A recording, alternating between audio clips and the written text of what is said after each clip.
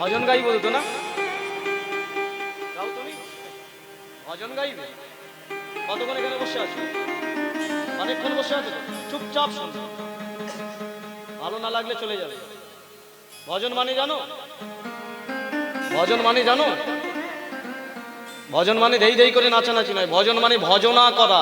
যে কথার মাধ্যম দিয়ে ভগবানের চরণ পাওয়া যায় সেটাই হলো ভজন।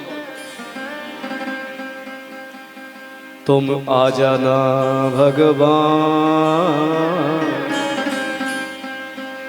যে ভজন গাইলে নয়নে জল আসে, যে ভজন গাইলে দুই বাহু তুলে ধেই ধেই করে নাচা হয়, ওটা ভজন নয়, ওটা সাময়িক আনন্দ। সুরদাস মহারাজের একটা লাইন গাইছে শুনুন। तुम आ जाना भगवान, आ जाना भगवान भगवान।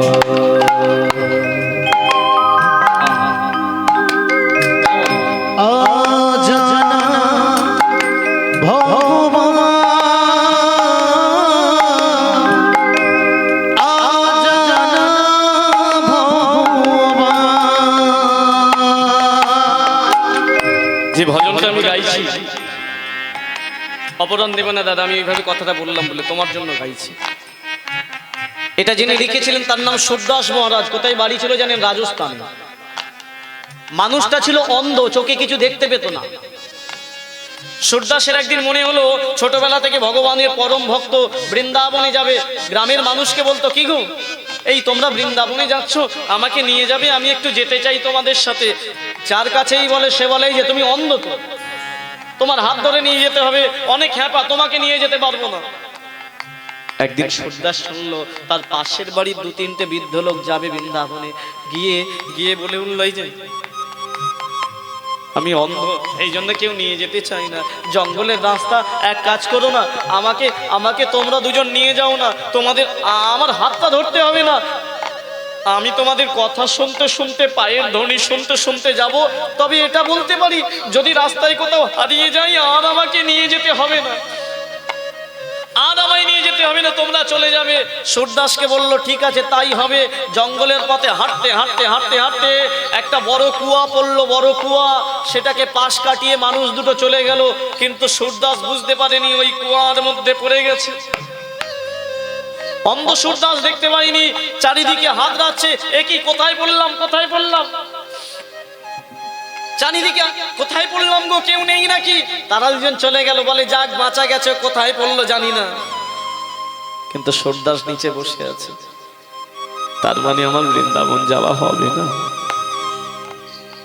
প্রভু, তোমার কাছে যাওয়ার আমার বড় ইচ্ছে ছিল, কিন্তু আমি তো অন্ধ, আমি কোথায় পড়েছি আমি জানি না, কোনো পথ পাচ্ছি না। এক কাজ করো না, আমি তোমার কাছে নাই বা গেলাম, তুমি তো আমাকে দেখতে পাচ্ছ, তুমি এসো না আমার কাছে। হিন্দি ভজন লিখছে, তুম আ জানা ভগবান, মানে তুমি এসো না ভগবান, তাই ডাকছি। मैं तो दुआर खुल कर बैठा हो, मैं तो दुआर खुल कर बैठा हूँ, मैं तो दुआर खुल कर बैठा हूँ। हो मैं तो दुआर खुल कर बैठा हूँ। এই যে तेरे लिए मन मंदिर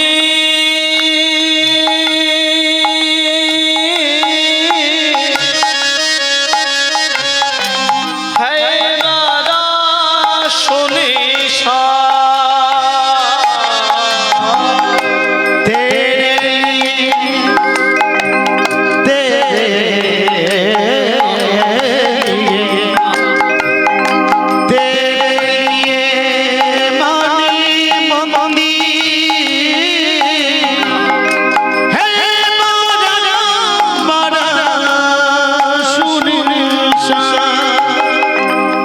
সুরদাস নিচে বসে আছে। मैं तो द्वार खुलकर, মন দিয়ে শুনুন, দ্বার মানে দরজা। সুরদাস বলছে, প্রভু আমি তো আমার মনের দরজা খুলে বসে আছি, এসো না এসো না, আমি তো যেতে পারছি না, আর তুমি যদি না আসো যেমন সিংহাসন থাকে, সিংহাসনে ভগবান না থাকলে কেমন লাগে? ফাঁকা লাগে না? আমার হৃদয় সিংহাসন আছে, কিন্তু হৃদয় সিংহাসন ফাঁকা। তুমি এসো না, তেরে লিয়ে মন মন্দির হ্যাঁ বারা শুনশান। যেই বলেছে হঠাৎ করে শুনতে পেল উপরে একটা ছেলে যেন বলছে, এই যে কে তুমি গো? আরে কে গো, এরকম কুয়ার নিচে পড়ে গেছো? নিচে থেকে বলে উঠলো, আমি সুরদাস। তুমি কে? বলে আমি একটা রাখাল বালক, এই পথ দিয়ে যাচ্ছিলাম, দেখতে পাচ্ছি তুমি কুয়ায় পড়ে গেছো। যেই বলেছে সুরদাস বলে, আমায় তুলবে? চলো না। কেন গো, উঠে যাবে কোথায়? সুরদাস বলে, আমি বৃন্দাবনে যাব। যেই বলেছে বৃন্দাবনে যাব, বলে সে তো অনেক পথ, আগে তুমি আমায় তুলে দাও না। যেই বলেছে না, ছোট্ট রাখাল বালক বলে, দাঁড়াও দাঁড়াও দাঁড়াও, এই যে দাঁড়াও দাঁড়াও দাঁড়াও। কি করলো জানেন? একটা গাছের শিকড় নিয়েছে, সেই শিকড় নিয়ে গোয়ার মধ্যে ফেলে বলছে, এই যে এইটাকে ধরো, তোমার গায়ে ঠেকেছে, ওইটা ধরে উঠে উঠে এসো। যেই বলেছে শিকড়টা ধরে ধীরে ধীরে উঠে এসেছে। উঠে আসার পরে সুরদাস বলে উঠলো, এই যে কে তুমি? তোমাকে তো আমার খুব দেখতে ইচ্ছে করছে, তবে আমি তো অন্ধ, দেখতে পাই না, একটু কাছে এসো, তোমার গায়ে হাত বোলাই। ছেলেটা বলে উঠলো, দেখতে চাও?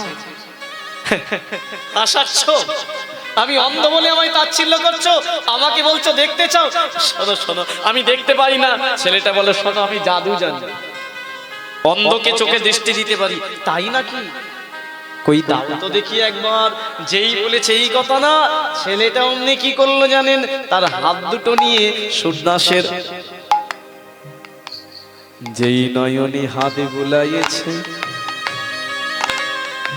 যে নয়নের পলক এতদিন বন্ধ ছিল, সেই নয়নের পলক দুটো খুলে গেছে।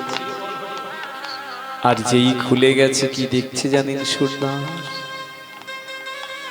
এতদিন পর্যন্ত যে কৃষ্ণকে সে অনুভব করত, যে কৃষ্ণকে সে স্বপ্নে দেখত, যে কৃষ্ণকে হৃদয়ে মন্দিরে ছিল, যে কৃষ্ণকে দেখার জন্য তার হৃদয়ের এত ব্যাকুলতা, যে কৃষ্ণকে পাওয়ার জন্য এত তার হৃদয়ের আকুলতা, সেই মুরলীধারী ভগবান শ্রীকৃষ্ণ দাঁড়াই আছে। সঙ্গে সঙ্গে সুরদাস বলে, প্রভু এত কৃপা তোমার, এত করুণা তোমার, হে গোবিন্দ তুমি এসেছো। কৃষ্ণচন্দ্র বলে, সুরদাস তুমি তো ডাকলে আমাকে ভজনের দ্বারা, তোমার অজানা ভগবান, তাই তো আমি এসেছি। বলো বলো সুরদাস, তুমি কি চাও? সুরদাসকে ভগবান বলছে, বলো তুমি কি চাও? সুরদাস বলছে, প্রভু যেটা চাইবো আপনি দেবেন আমাকে। হ্যাঁ, দিতে তো আমি এসেছি, তোমার মতো ভক্তকে দেব না, কাকে দেব? সুরদাস কি চাইলো জানেন? প্রভু দিতে যদি হয় আমাকে এক কাজ করুন, আমার নয়নটা যেমন অন্ধ ছিল, চিরজীবনের জন্য অন্ধ করে দিল, করে দাও। সুরদাস সবাই নয়নে দেখতে চায়, আমি তোমায় নয়নে দৃষ্টি দিলাম, তুমি আমায় দেখতে পাচ্ছ, আর কেন বলছো আমাকে অন্ধ করে দাও? সুরদাস বলে, ও প্রভু, কেন অন্ধ হতে চাইছি জানো? যে নয়ন খুলে আমার ভগবানকে আমি দেখেছি, আমি চাই এই পৃথিবীতে আমি ওই প্রভু ছাড়া দ্বিতীয় আর কারো রূপ না আমার নয়নের সামনে বসে। আমি দেখে নিয়েছি, নয়নটা এবার বুঝিয়ে দাও আমার। ভগবান বলে, বাবা বাবা বাবা। নয়নের পাতা দুটো চিরদিনের জন্য এঁটে দিলেন ভগবান শ্রীকৃষ্ণ, আর পথ দেখিয়ে দিলেন। ওই সুরদাস বৃন্দাবনে গিয়ে, শুনে রাখুন, ওই সুরদাস বৃন্দাবনে গিয়ে 32,000 ভজন লিখলেন অন্ধ হয়ে। তারই ভজন আপনারা শোনেন, অনুপ জটাধারের ভজনগুলো শোনেন না, সব ওই সুরদাসের লেখা। আমরা যে ভজন গাই সব সুরদাসের, কিন্তু আমরা মডার্ন হয়েছি তো, আমরা ভজন মানে রেই রেই করে নাচা ভেবেছি। দোহাত তুলে বলতে কৃষ্ণ নাম, এটা ভজন। চল রে আমার মন বৃন্দাবন, এগুলো হলো ভজন না, এগুলোই সাময়িক আনন্দ পাওয়া যায়। কিন্তু যে ভজনীয় হয়, যে ভজনের দ্বারা কৃষ্ণকে হৃদয়ে মাঝে পাওয়া যায়, সেটাই হলো ভজন। নিতাই গৌর হরি বল, হরি বল। मैं तो द्वार खुल कर बैठा हूँ, मैं तो द्वार खुल कर बैठा हूँ, तुम आ जाना भगवान,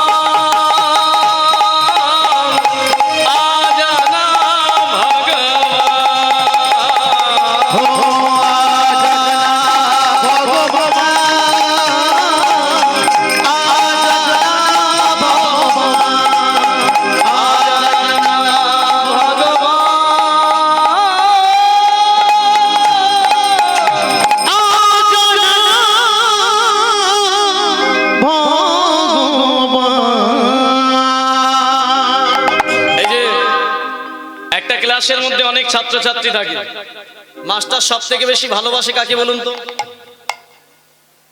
হ্যাঁ? যে ফেল করে তাকে? হ্যাঁ গো, যে ফেল করে তাকে মাস্টার ভালোবাসে? হ্যাঁ, যে ভালো পড়াশোনা করে, যে প্রতিদিন স্কুলে আসে, যার ব্যবহার ভালো, মাস্টার তাকে ভালোবাসতে বাধ্য। তাহলে এই লীলা অনুযায়ী ভগবানের ছাত্র তেতা যুগে একটা, যার নাম গোবর্ধন। আর তেতা যুগে মাস্টার রূপে জন্মগ্রহণ করেছে প্রভু রামচন্দ্র। এই যে ভজনটা গাইলাম, ধরে নিন এরকম অনেক ভজন সে গিয়েছিল, অনেক কথা সমাজের জন্য বলেছিল, যার জন্য ভগবানের পছন্দ হয়ে গেল। ভগবান মনে মনে ভাবলো, না না না না না না, গোবর্ধনকে মানব জন্ম দিয়েছি, ছেলেটা এত সুন্দর ভজন সাধনা করছে, আর দেরি করব না, ওকে বৃন্দাবনে নিয়ে যাব। তবে তার আগে একটা পরীক্ষা করব। কি পরীক্ষা করলেন? কবে? এই যে তেতা যুগে মা সীতাকে কে হরণ করে নিয়ে গেছিল বলুন তো? কে নিয়ে গেছিল রে? অমরেশপুরী। তুই কোথায় দেখলি যে অমরেশপুরী নিয়ে গেছে এই সীতাকে? টিভিতে দেখেছিস? হাওড়া জেলার ছেলে তো সব একরকম। হ্যাঁ, অমরেশপুরী নিয়ে যেতে পারি, তবে সেটা অভিনয়ের ক্ষেত্রে। যখন রামায়ণ হয়েছিল হয়তো অমরেশপুরী রাবণের চরিত্রে অভিনয় করেছিল। হ্যাঁ, সীতাকে নিয়ে গেছিল রাবণ। আর নিয়ে যখন গেল সীতা উদ্ধারের জন্য শ্রীলঙ্কা থেকে একটা সেতু বাঁধতে হয়েছিল না, ভারত থেকে সেতু, তখন রামচন্দ্র ভাবলো যে গোবর্ধনকে এই সময় পরীক্ষা করি। কি পরীক্ষা করি? ও তো আগের জন্মে পর্বত ছিল, আমি আমার একটা ভক্তকে ওর কাছে পাঠাই, আর পাঠিয়ে বলবো যে ও যেন পর্বত হয়ে এই নদীতে বসে পড়ে।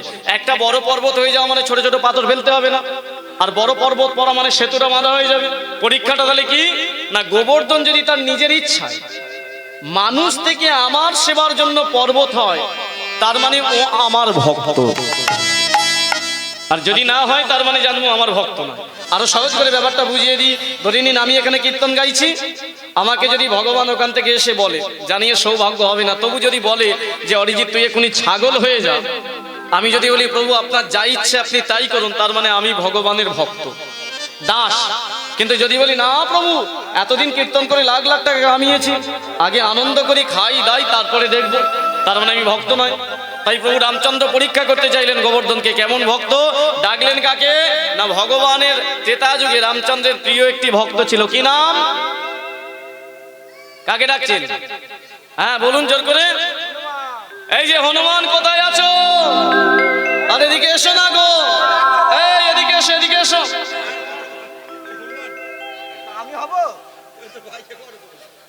তুই হ। তোকে আমি তো ডাকলাম ভালো।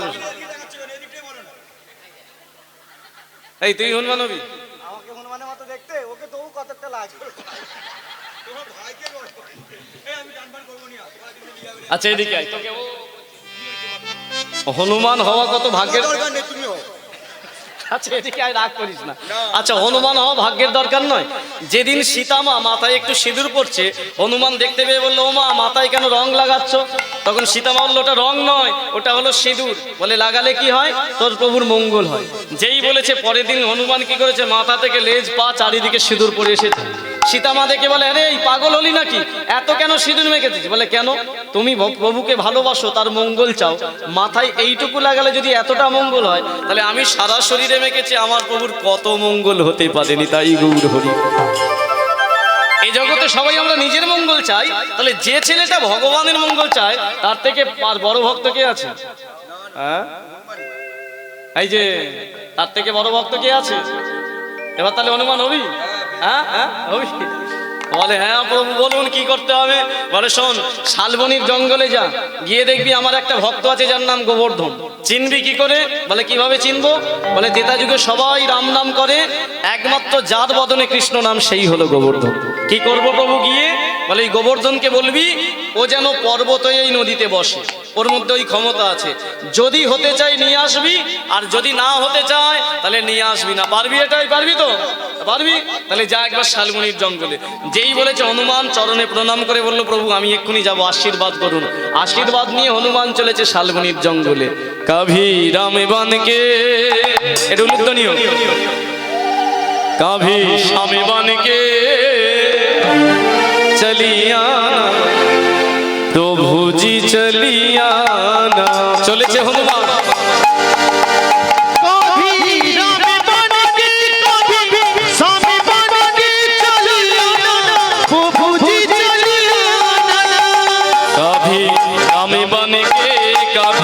स्वामी बन के चली आना प्रभु जी चली आना हो दीना में बन के कभी स्वामी बन के चली आना प्रभु जी चली आना तुम्ही राम बन के चली आना तू मेरा बन के चली आना तुम्ही राम बन के चली आना तू मेरा बन के चली आना ओ सीता हाथ लेके धनुष बाण लेके चली आना प्रभु जी चली आना सीधा साथी लेके दोनों बाण लेके चली आना प्रभु जी चली आना এই যে রাম নাম গাইতে গাইতে গাইতে গাইতে হনুমান শালবনির জঙ্গলে যখন যাচ্ছে, শালবনির জঙ্গলে প্রবেশ করবে, হঠাৎ করে কানে এলো একটা নাম,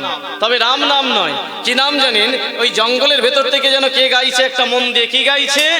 তুমি শাম বানে কে চলি আনা, অনুধ্বনি। तुम शाम बन के चली आना तुम शाम बन के चली आना ओ राधा हमें लोए मुरली संग लोए चली आना प्रभु जी चली आना हो राधा में लोए मुरली संग लोए चली आना प्रभु जी चली आना ओ राधा में लोए मुरली संग लोए चली आना प्रभु जी चली आना हो राधा में लोए मुरली संग लोए चली आना प्रभु जी चली आना এই যে তাহলে লীলা অনুযায়ী রাম নাম গাইছে যে তার নাম হনুমান, আর শ্যাম নাম যে গাইছে তার নাম জাম্বুবান জাম্বুবান।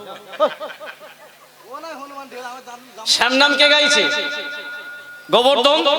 তাহলে একই যুগে দুটো প্রভুর নাম হচ্ছে, একজন শ্যাম নাম একজন রাম নাম। আমরা তো ত্রেতা যুগে বসে এখন লীলাটা শুনছি, লীলার জায়গাটা ত্রেতা যুগ। তাহলে আমরা কেন ছাড়বো? আমরা রামও গাইবো না, শ্যাম গাইবো না, আমরা কি গাইবো? একটু দুই বাহু তুলে প্রত্যেকে গাইবো। কি গাইবো? তুমি গৌর রূপ নিয়ে এসো, তুমি গৌরী রূপে এসো তুমি গৌর রূপ নিয়ে এসো, তুমি গৌরী রূপ নিয়ে এসো তুমি গৌর রূপ নিয়ে এসো।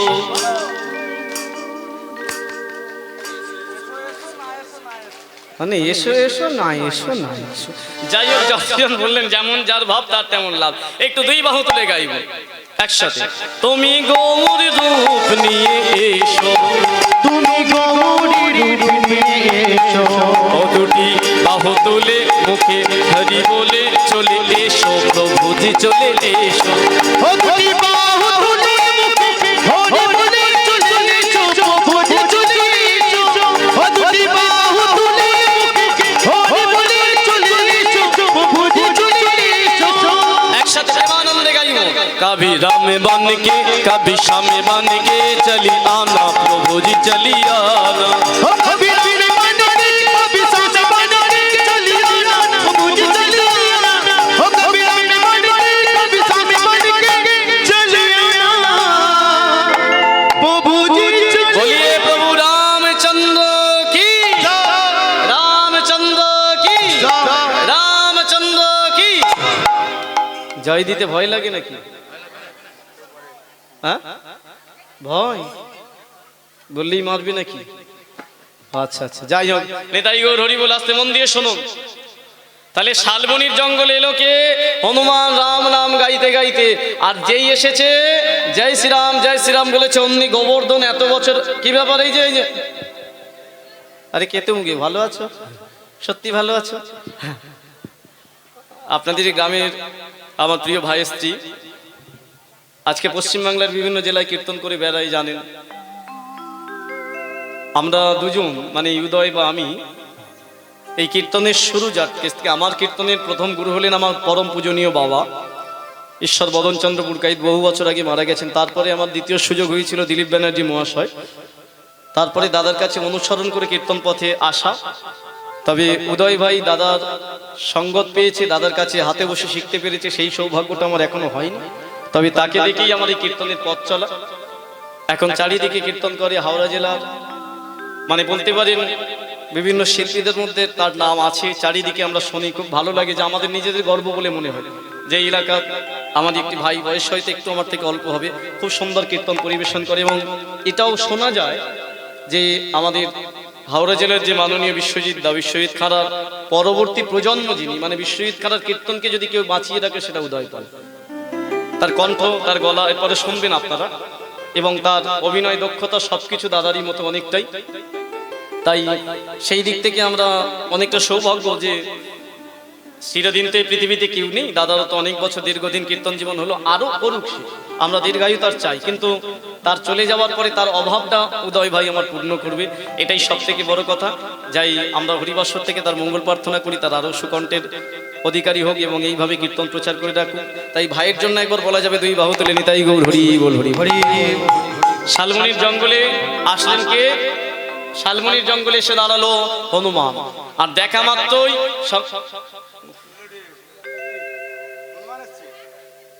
এই যে কে তুমি, এই যে তোমায় বলছি, পেছনে অত বড় লেজ কেন তোমার, অত বড় লেজ কেন পেছনে?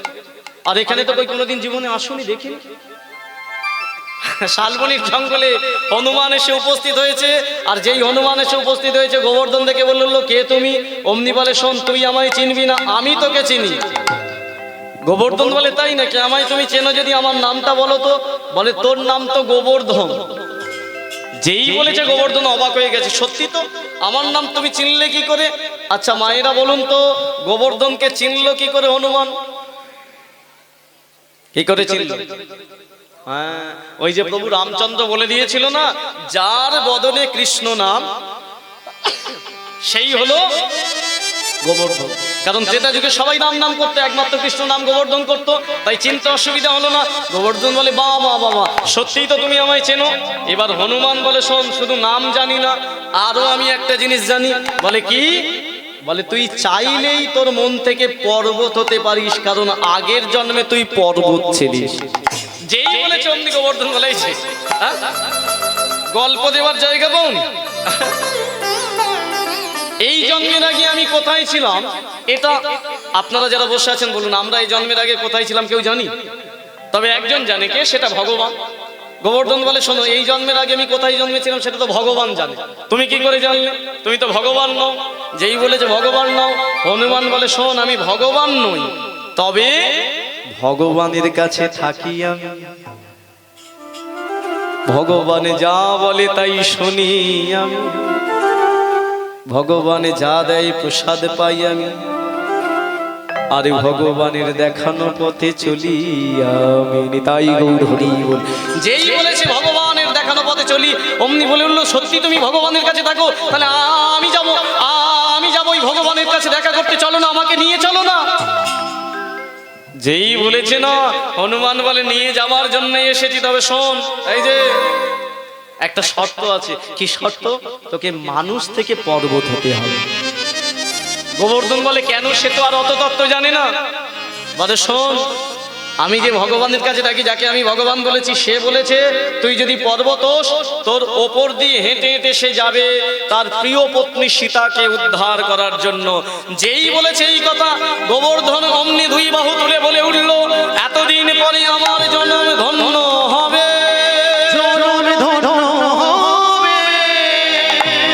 আমি প্রভুর চরণে পাবো, প্রভুর চরণে পাবো, আমি প্রভুর কৃপা পাবো। দুই বাহু তুলে গোবর্ধন বলল, এতদিন পরে আমার প্রভুর কৃপা হবে। হনুমান বলে, কৃপা মানে কি রে? বলে, কেন? তোমার কথা যদি সত্যি হয়, তুমি যদি ভগবানের কাছে থাকো, আর আমি যদি সত্যি পর্বত হয়ে নদীতে বসতে পারি, ওই ভগবান যদি আমার ওপর দিয়ে হেঁটে যায়, কিছু পাই না পাই, ভগবানের চরণের ধুলিটা তো আমার শরীরে পড়বে। নিতাই গৌর হরি। তাহলে যেজন ভক্ত হয় সে চাই কি? ভগবানের চরণ ছাড়া আর কিছু নয়। চলো, আমাকে নিয়ে চলো। যেই বলেছে হনুমান কাঁধে বসিয়ে নিয়ে গেল কোথায়? শালবনির জঙ্গল থেকে ওই নদীর তীরে রামচন্দ্রের কাছে। কিন্তু বাবা, পর্বত হওয়া হলো না। কেন? ওই হনুমানের শালবনিতে যেতে গোবর্ধনকে কাঁধে করে নিয়ে আসতে যে সময় লেগেছে, তার মধ্যে বাবা যারা রামায়ণ দেখেছেন তারা জানবেন, ছোট ছোট বানর রূপী ভক্তগুলো পাথর ফেলে, ছোট ছোট নুড়ি ফেলে তারা সেতুটা বন্ধন করে ফেলেছিল। তাই সেতু বন্ধন যখনই হয়ে গেছে, সঙ্গে সঙ্গে গোবর্ধন মনে মনে ভাবলো, এই যে তুমি মিথ্যাবাদী, তুমি আমাকে মিথ্যা কথা বলে নিয়ে এসেছো, আমি কই পর্বত হতে পারলাম না, কোথায় আমার ভগবান, আর তুমি আমাকে ভজনের জায়গা থেকে এখানে কেন নিয়ে এলে? সেতু তো বাঁধা হয়ে গেছে। হনুমান বলল, শোন গোবর্ধন, আমি জানি না কি কোনো সেতু বাঁধা হলো, তবে শোন, আমিও যার আদেশে গিয়েছিলাম, ওই সেই দূরে বসে আছে আমাদের প্রভু। যেই দেখিয়ে দিয়েছে প্রভু রামচন্দ্রকে, আর গোবর্ধন বিলম্ব করলো না, ছুটতে গিয়ে প্রভু রামচন্দ্র যেখানে বসে আছে সেই চরণে গিয়ে আছাড় খেয়ে পড়লে, চদন রিয়া